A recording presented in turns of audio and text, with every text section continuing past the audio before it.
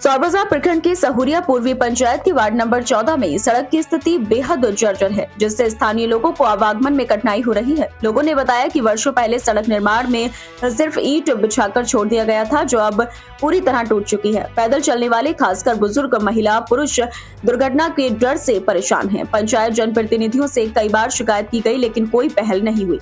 सड़क की मरम्मत जल्द कराने की मांग को लेकर स्थानीय लोग प्रशासन से गुहार लगा रहे हैं।